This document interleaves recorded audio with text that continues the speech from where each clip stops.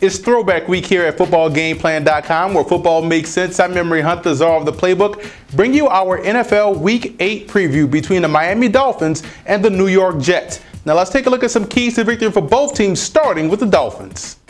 When I look at the Dolphins in this matchup, I look at Jared Odrick, Kevin Burnett, and Sean Smith. All guys are on the left side of the defense, which is the right side of the offensive line, which is where the Jets love to run. They have to stop the run this week. The Jets' running game looks like it's starting to catch life. And if they're able to move the football down the field on the Dolphins to chew up the TOP, this could be a long day for Miami in that defense. But let's go inside the lab and look at the Dolphins' offense and how they can protect themselves versus the pass rush of the New York Jets.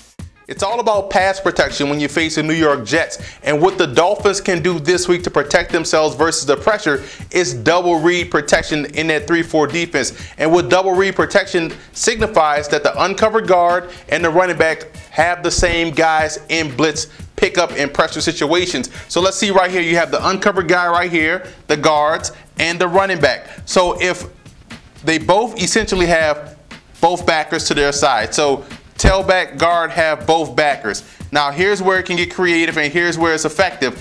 If the middle linebacker blitzes, the running back knows he can release out in the flat or out in the flare or out in the flat because he doesn't have to worry about picking his guy up because the guard has him.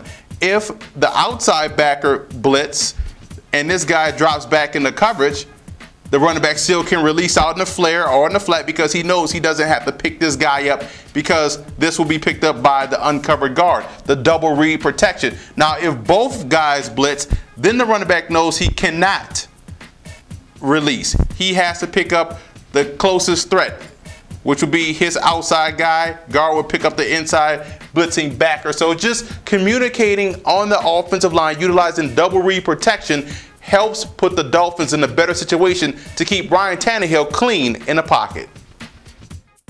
Now let's move over to the New York Jets in this ball game. And right now, Ryan Tannehill is playing some efficient football, not world-breaking football, but efficient football. And he's going to the receivers. He's getting everyone involved, and he's not afraid to make the tough throw, which means those guys back there, the safeties, Jeremiah Bell, LaRon Landry, they have to be alert for balls whizzing by their foreheads in order to pick off some passes. Now look at the linebacker, David Harris, being an enforcer in a running game that is vital for the Jets this week. But let's go inside the lab to see how the Jets offense can do a great job versus the Miami Dolphins defense if they get Jeremy Curley more involved.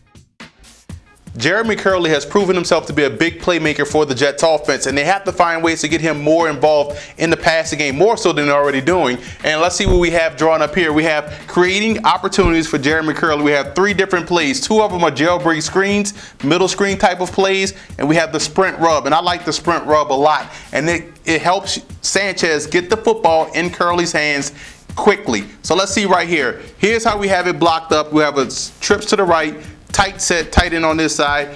We're going to roll the running back out this way. He's going to help seal the edge as well. Sanchez sprints out, and here's a sprint rub. Boom. That's the read right there. That's the #1 read. That's the quick out to Curley. Gets that football in his hands quickly. He can turn it upfield and gain a bunch of yards. Here's his second read. If this is taken away, the quick slant right there. Another way to get the football out of Sanchez's hands quickly, and you run your wide receiver clear out right there. So that's a sprint rub. You look at the jailbreak screen. We're going to come this way. We're going to put Jeremy Curley on the outside now. What we're going to do with this defensive end, we're going to influence block him. So this tackle is going to fan block him, influence him to come up the field. Running back is going to go get this guy. Curley's coming right underneath, catch the football here, and shoot up the middle. Jailbreak screen. Jailbreak screen number 2. We have Curley right now in the slot to the trip side. Here's how we're going to block this. Influence block this defensive end, have him flying up the field. We're going to take this guy here to go block the strong safety. Curley's coming back underneath, taking the ball inside off the middle screen. So the Jets can get creative in their passing game by getting Jeremy Curley the football quickly to utilize his in and out of breaks quickly and the ability to make one miss. I know I'm stumbling over my words, but you got to understand how important it is for these guys to get Curley the football right away. Dan Carpenter, for obvious reasons, is an X factor in this ball game. He missed that key kick last matchup. He has to make every kick he gets this week versus the Jets. And Stephen Hill has to catch the football. It's imperative to catch the football. If he can do that this week versus the Miami Dolphins, then the Jets' passing game can flourish.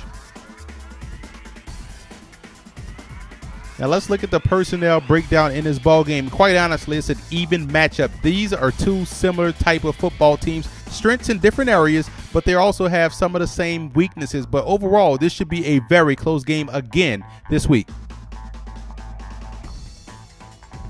I like the Dolphins in this ball game. I think the passing game will continue to progress, giving them the balance that they need. And I think their defense will be able to stop the run. They're very good at stopping the run overall. And I think that's just going to put the Jets in more backed up situations where they're going to have to throw the football more so than they want to.